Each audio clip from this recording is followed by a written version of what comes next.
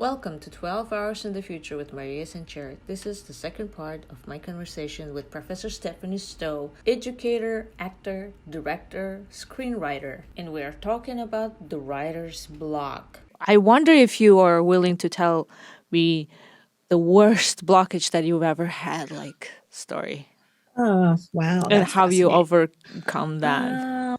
The worst one that I ever had. The one that you Well, will I never mean, forget. let me take a drink of water because it kind of got stuck in my Oh, throat right sure, there. of I was course. like Go literally a ahead. blockage symbolic.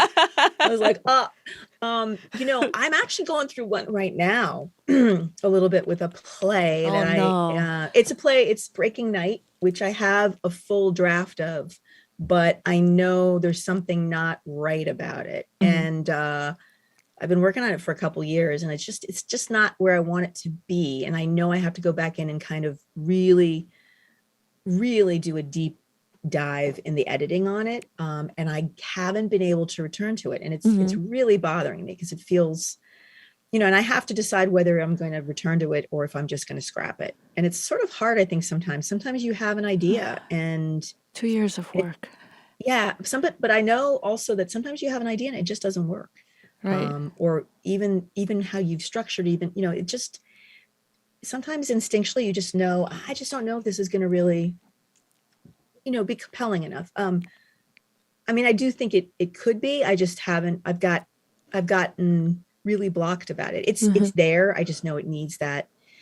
I have to go in with a scalpel and I have to really think about the working parts of it again. So that's been a big block for me in terms of feeling like that's finished. I often, and this is not in any way meaning to sound like, oh, I don't really suffer from writer's block. When I sit down to write something, I'm usually pretty prolific. I can put a lot of pages down very quickly. Mhm. Whether any of them are good, that's of course the question. But I don't seem to get hung up on that as often, and maybe that's because I do always write with the idea that I'm going to be editing and I'm going to be going back over it, and it doesn't have to be perfect, and I'm Right. not showing it to anyone until I really feel I've got something to show them. Mhm. So I think about it a lot more, maybe pragmatically, and Right. that I think helps me. I'm not in my mind trying to win the next Pulitzer Prize winning play. I think that can really get in the way of writers. You Mhm. you compare your work to other people, or your trajectory of your career to other people that are, younger. Oh my God, they want to, I think that gets in the way of a lot of Mhm. writers, that we all, or a lot of us, sort of feel that you have to sort of achieve a certain thing or get a certain thing done. Sure. Um, and I think that blocks a lot of writers. They're afraid to write anything because they're not sure it's going to be, you know, good, Mhm. or as good as they want it to be. But it's really the process, as we all learn, Yeah. whether we're self-taught writers Mhm. and hang in there with it, or take courses in it. Um, Yeah, it's yeah, so so interesting though. I'm going to skip one question here sure, because I of feel course. like this one ties into my question over a question more. So, like as a writer myself, I would like sometimes look into things like on the internet, like best tips or whatever. Yeah, And there's a lot of videos on YouTube that says like if like top 12 questions that a writer is supposed to be able to answer about yeah. their screenwriting, like and stuff. I'm gonna ask you. I'm not. We're not gonna be like 12, but it's like where is it? What's your like, let's say top five questions that you are able you think like if I'm going to be able to answer these questions about my playwright, I'm solid. I'm like have a good base or So like, so what are the questions that I yeah, have to answer to myself? yeah. Is that, yeah. Hmm. um About your own work, like wow, like sort of that's like your standard. Like my standard. yeah, if I'm able to do this and it matches this, then I'm like maybe gonna do next draft or Okay, sit yeah, on it. well, that's a great question. So I'll try to piece together something that makes sense. I'll be speaking in rough Sure. draft here. So Okay, yeah, let's do I that. think for me, Mm-hmm. I feel that the structure of a dramatic piece is working if um, I have an understanding soon into the beginning of the story. Um, I have a really good feel for the world of the play, the character, the main sort of character. I kind of understand maybe who we're going to be following, and we go back to that question about what are they yearning for. It's not Mm-hmm. again what their goal is, but is there a hint of something that they're trying to sort of accomplish that they may Mm-hmm. or may not even understand themselves. And then of course, you know, what is the obstacle? Is that sort of clear as we get into it? Is the obstacle or the conflict, does that become clear? And are there tactics to are the characters tactics to navigate those obstacles Mm-hmm. believable? And of course, in the world of plays and movies, anything can happen. You create the world Right. in those first couple pages, and an audience will go with you. But I'm always really trying to sort of poke holes in my own work because I know how cynical people can be, and they Mm-hmm. sit there and they if things don't match up, two and two doesn't equal whatever. Um, the audience will sort of sit back in their seat and they stop trusting you as a storyteller. So I'm always really thinking about that too. Are the tactics that my character's using believable? Are they complex? Are they unexpected? Are they unpredictable? And bottom line, do they work? And then I guess by the end, if there is some sort of fulfillment, that you hear that word a lot in storytelling, or I don't really like the word resolution, because I think Right. resolution makes it feel like it's final and you've gotten an answer.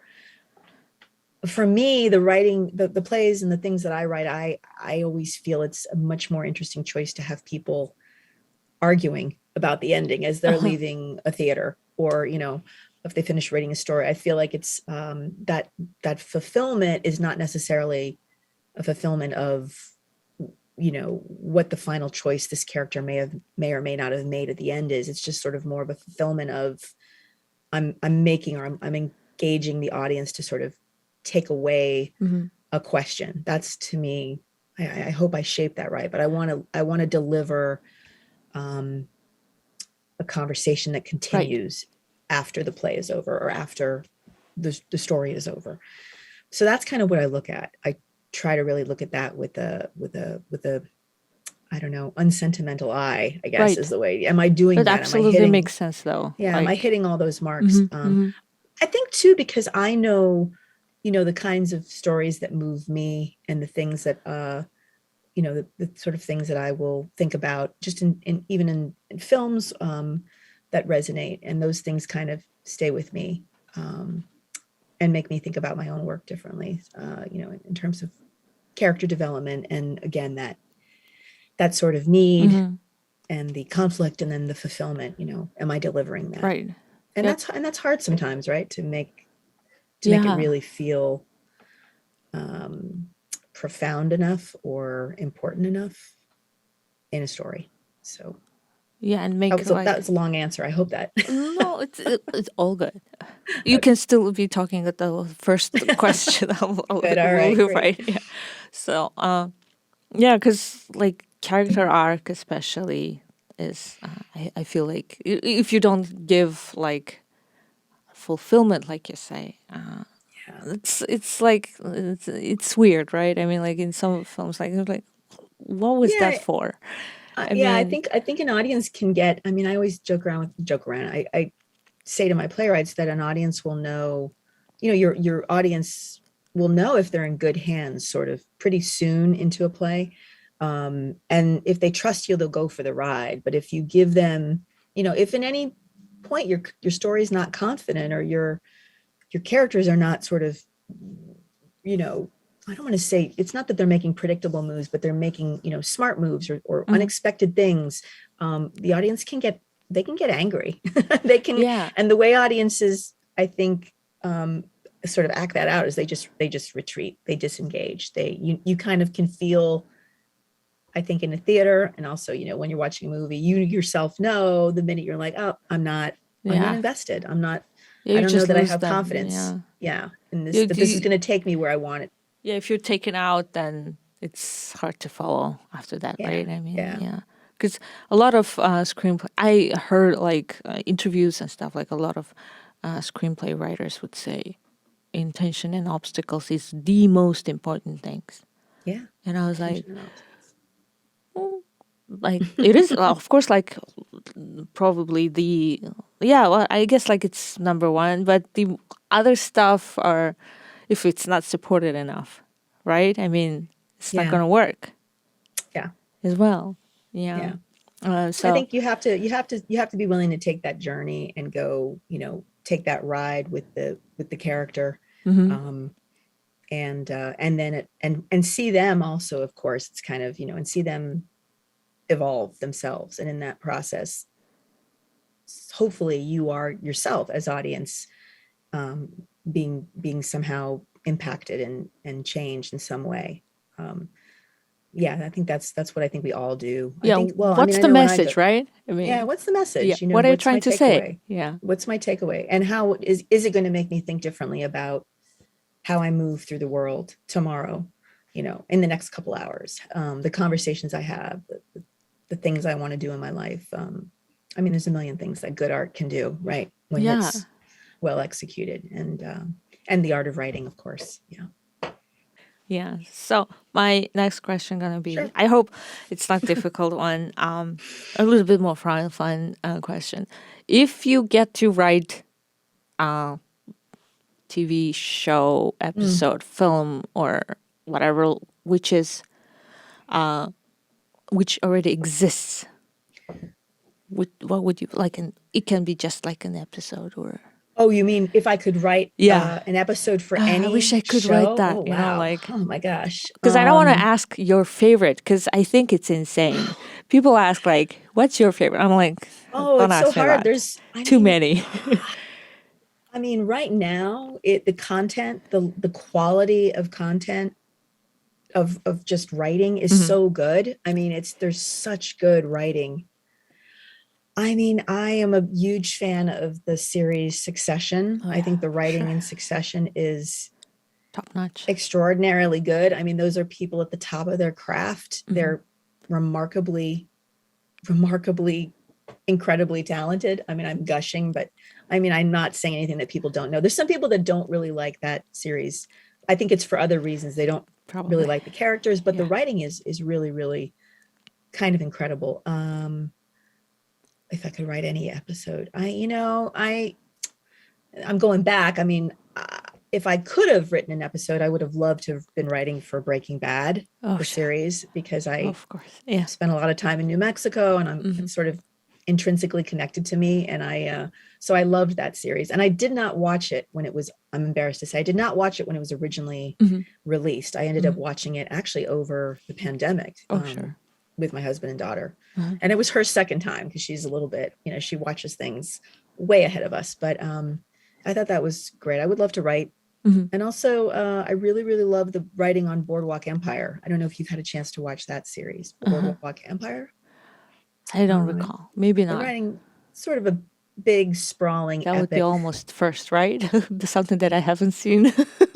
I think I got you. I mean, I don't think I've ever made a mention of anything that you haven't seen. So I wish we'd bet some money on that. Yeah, we should have. But I highly recommend it. It's Okay. it's a pretty interesting. It's a really wonderfully developed story. Also, I thought, and the characters are all really compelling, and it's great. So I gave you 3 answers. I don't know. Yeah, amazing answers. But on that one, I maybe just forgot because I watched so much. It's And it's sometimes, Steve Buscemi. I don't know if you remember, and he plays oh yeah, Nookie Thomas, and it's a fictionalized uh-huh. telling of the development of Atlantic City, in the 1920s, right around Prohibition.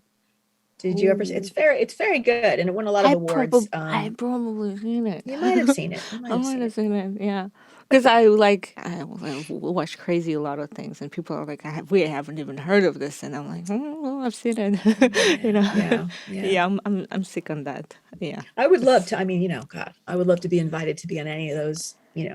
right, To develop any of those series. for sure.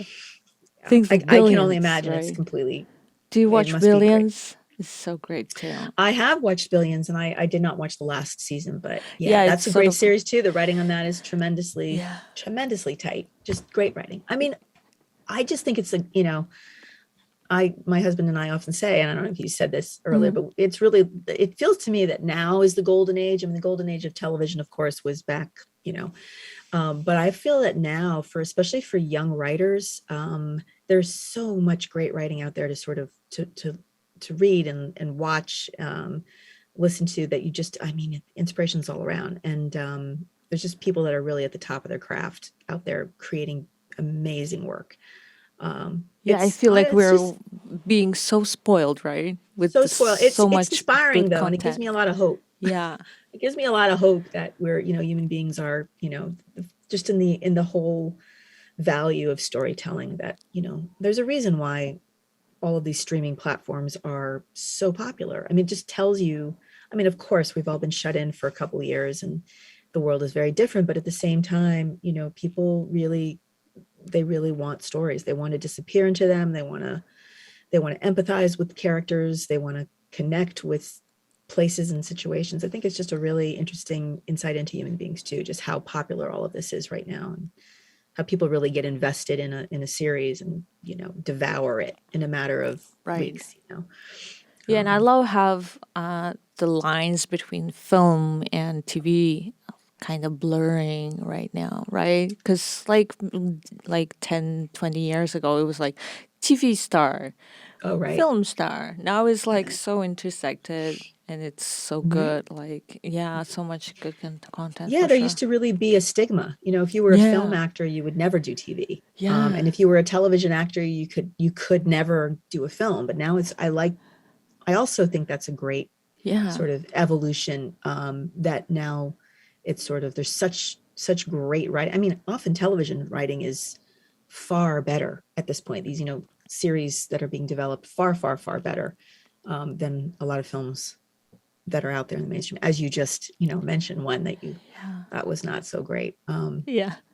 No, It's no getting offense so to good. anybody who, Yeah, for sure. No offense. Like, right. Yeah. I'm sure there's a lot of people who are like in love with that film and enjoy it. Yeah. Let's Or just have, worked on it. I mean, the yeah. amount of work that goes Oh into yeah, making a for film sure. is Like so, we're always it's on the such, side of the filmmakers. That's for sure. of Because course, yeah, of we course. understand how much, right? I mean, like how much It's effort tough, and right? work gets into just a single film. So I think who said that? The amount of work that gets into making a film, even if it's bad, is the same as it is Right. It's into the such hard best work ones. that, yeah, Yeah. you just, yeah. Yeah. So we understand that. So no offense, sorry. No, no. And it's a heartbreaker. I always have so much empathy for anyone who's, creating and producing and, Oh yeah. putting their heart and their soul and their skin into these, blood, sweat, and tears into these artistic projects, because you really are. I mean, you're putting yourself out there for public consumption, and there are going to be people who are going to really relish tearing you apart.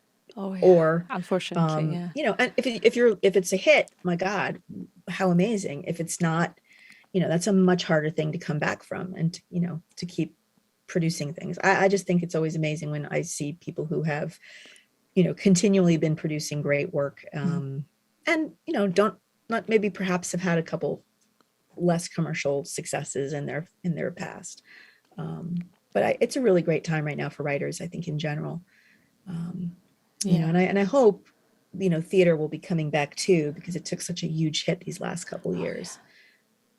Yeah, I Unfortunately, was yeah. I was actually working on a project right before COVID. I got, sort of hired in to work on, to write the book for a play with music, Uh, and it was a 4-year process. It was not. I had a woman reach out to me, a friend of my husband. She was looking for a playwright, and we connected and developed this piece. And so right before COVID, it was really November of 2019, we had the first reading of this piece, and it was just really exciting, and we really thought it was going to go somewhere. And then, of course, you know, as for oh, many, theater productions, everything shut down. So, I'm hoping, in the next year or so, we're trying to get it out there and trying to have something, come out of it. But it is this incredible journey that I know so many people go on, and it takes so much energy and heart and spirit to stay positive and want to continue creating stuff. So, I have such empathy for Oh all of yeah, the artists out there, for who sure. are trying to stay true and push forward and create good work. Yeah, It's I mean, like even without the pandemic, artists are yeah, of course, without, struggling yeah, always. So yeah, yeah, for sure. So I wanted to just from top of your head, sure. Professor, what was Oh the gosh. last thing that made you emotional, or maybe something that really stayed with you for a while? Because I always think like, if it stays with me for a while, it's the testament to that piece. Like makes me think about it. Um, I, went back recently and read one of my favorite authors. I mean, it's okay if it's not a film, right? I'm Sure, thinking about a book. of course, I yeah, sure. read one of my favorite authors is Jhumpa Lahiri. I Hmm. hope I'm saying her. I think it's Jhumpa Lahiri. Hmm. It's a collection of stories, and it's called Unaccustomed Earth, and it's from a couple years back. I just love her style of writing. It's very moving. Hmm. And her work, I mean, The Namesake is another one of her novels. Hmm. It was made into a movie. Um, Her work just really moves me. I just find it it's very evocative, and it sort of stays with me long after I've read it. And I went back and revisited it recently. And it's just I love that book. Trying to think if I can think of something that moved me in terms of film recently. Um, there's so much. I think Right. your brain does get kind of overwhelmed. Yeah, I mean, I think for I'm sure. moved Because almost on we a we are daily spoiled. basis. Yeah, we We're are so spoiled. spoiled. So gosh, I wish I could give you an answer right now, but I'm kind of at a It's loss. okay. But I know maybe I put you on the before we spot. finish, if I think of something, I'll let you know, because there's so much good stuff. Wow. I'll take your mind off it a little bit. I'm gonna There you go. just a recommendation because we were Sure. just talking about how difficult it is to produce anything. Mhm. I'm like right now so hooked up on a TV show that is called The Offer. Is Oh, about how they did The Godfather. It's so good. oh wow. Yeah. And it's is it a documentary, or is it No, it's a it's it's a it's it's a series? TV series and it's I think five parter. Yeah, I think it's the five episodes. Just a mini series and Hmm. it's Miles Teller. We know him from Yeah. Whiplash. Whiplash, Yeah. excellent. Yeah. Almost. It's Giovanni Ribisi. I hope I'm not Ribisi, that's yeah, right. I'm Yeah. not Yeah. butchering his Yeah. name. He's just I've never seen him like this. He's just Mm. tearing everything up. He's so good in this. I was so surprised because I've never seen him like this. Oh, wow. Who else? Juno Temple Hmm. from Ted Lasso is there as well. Yeah, they're so good. Like, it's very interesting story because Is it a series? It's a yeah, it's series. a series. It's a mini series. Five episodes. I think The five or Offer. six episodes. Yeah. I'll have to check it out. I mean, I Yeah. have to be, full disclosure. This semester, this sounds like a terrible excuse. I think this semester I think I have 70 students, which is, Oh, look, it's not a lot, but sounds a I have lot. it's a lot of students for this semester. Normally I'm kind of around, I don't know, I'm an adjunct Uh-huh. professor at Lehman. And two of those classes are writing intensive. So trying to sort of read everybody's work, process it, give them something thoughtful has been challenging to stay on Yeah, top I'm of that and sure. really give them, because I try to do that. I try to really give feedback, and we're getting ready to get into finals, as you know, Yeah. and turn in final portfolios. So No, I and I think my noticed like, because I'm in a group with two other students, and they're like 17 pages in. Like one of them like finished like 18 pages, and I'm like 30 pages in, and I'm like, I'm gonna write another. I'm so sorry for and you that. should. I mean, listen, you've always got students who will do sort of they'll try to just hit that, you know, around the pages that are kind of, suggested to be the minimum. And then I've always got the students like yourself who get inspired and will turn in 55 pages or 45 Yeah. pages. I actually really love that because it's also great because you just see that um, you see often that students have sort of gotten their arms around it and they understand it and they're excited. You can sort of see that excitement for the story on the page. Um, and that's really fun. So yeah, it's fun. It's Yes, fun sorry to that sort I'm of giving witness that so happen. much for you to read. Yeah, I was doing a little bit of a quick calculation on how many pages I'm going to be reading the week of the 20th when I'm grading everybody's stuff. It's going to be.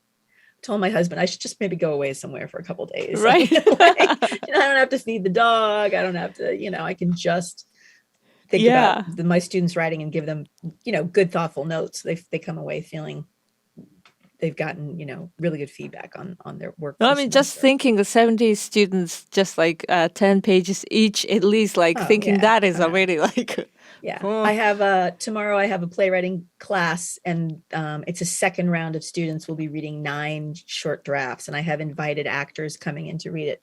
And it's really the first time that these playwrights are hearing it's an mhm. introduction to playwriting. So it's the very first time they're going to hear their plays spoken.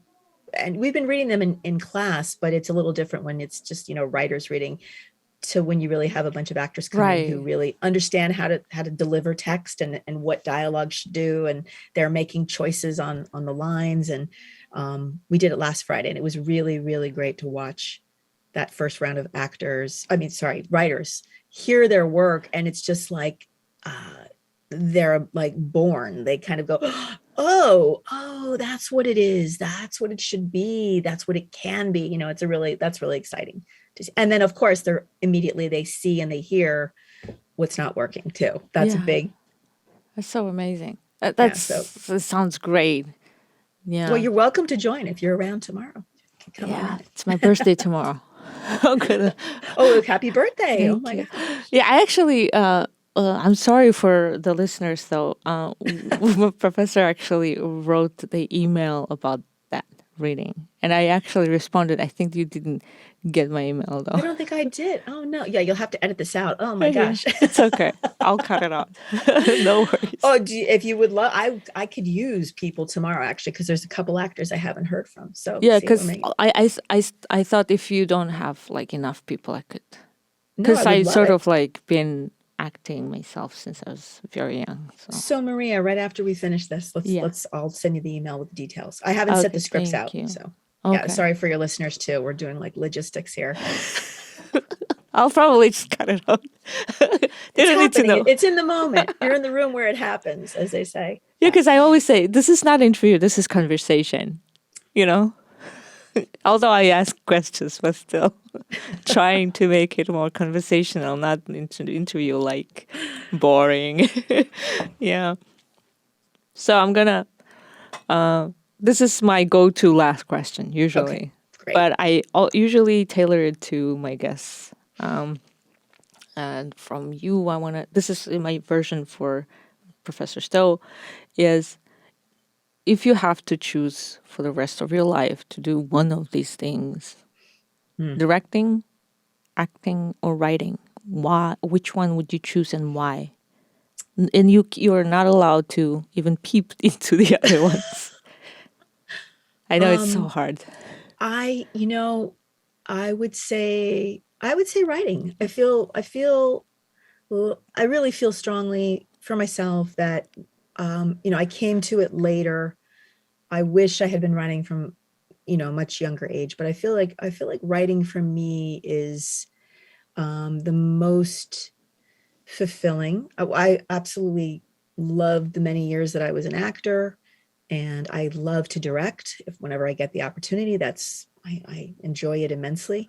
But I think for me, if I could really only be focusing on one thing, it would be writing. I just really would love to continue to just be able to have the space, the time, and the inspiration, of course, to continue to create stories. So and in a way that's what I am doing. I'm really just pursuing that mostly. I mean, I do get a chance to direct every once in a while.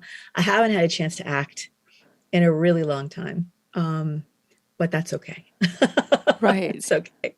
Yeah, I think I did enough of that, and I enjoyed it and loved it in the moments, and met a lot of wonderful people doing that. But I think, yeah, The writing is really where I'd like to be. It's so cool. Like, I really admire people. I always say this. I think like this is not the first time that I'm saying this on my podcast, but I really admire people who are passionate about what they're doing and are also blessed to know, like to what they love to do, right? I mean, Yeah, like, yeah. because, I mean, yeah, it takes a while sometimes. oh, yeah. Some people know really early, and I'm also always kind of impressed and humbled by those people who have known from a very, very young age, this is what I'm doing. It was a longer journey for me, but I feel, a lot of peace as an artist, and that I'm on the right track. I think for myself, what I achieve, don't achieve, where, how many people see my work, that's that, I'd love lots of people to see it, but I also know that that's not why I'm doing it. I mean, I'm writing because I have stories to tell, and hopefully those are good enough that people will want to hear them, watch them, read them. And that's kind of what I'm, trying to do is really also just create stories that resonate and that, touch other human beings and make us all, or make people understand a little bit more about themselves. I guess that's what I'm trying to say in too many words. So not editing myself well enough here. All good. All good. All good. Thank you so much, Professor, for joining me today and talking to me, being so honest and beautiful. Thank you so much. Thank you. Thank you so much for having me. And I'm so honored to be your first female guest. I guess it feels very historic. Yeah. Thank you, Maria. And Thank you so much. thank you for everything. And I'll see you in class next week. Yeah, I'll see you in class next week, and have a good one. Thank you. You too. Oh, and I'll be in touch with you. Yeah. About tomorrow. All right. Yeah. And thanks to all your listeners. Thank you so much thank for you being for with everyone us. listening. Yeah. And watching on YouTube. Bye. Bye. 12 Hours in the Future is produced by Jim Carney and Maria Sanchir, with technical help from Curtis Antwi. Special thanks to Professor Tom O'Hanlon, Dean James Mann, and Magda Soto. The executive producer and host of 12 Hours in the Future is Maria Sanchir. 12 Hours in the Future with Maria Sanchir is a series of conversations recorded by the Bronx Journal Radio through the resources of Lehman College, City University of New York. You can find us everywhere podcasts are available and on YouTube. This show is protected under international copyright and may not be recorded or retransmitted without written consent. Until next time, when we see you 12 hours in the future.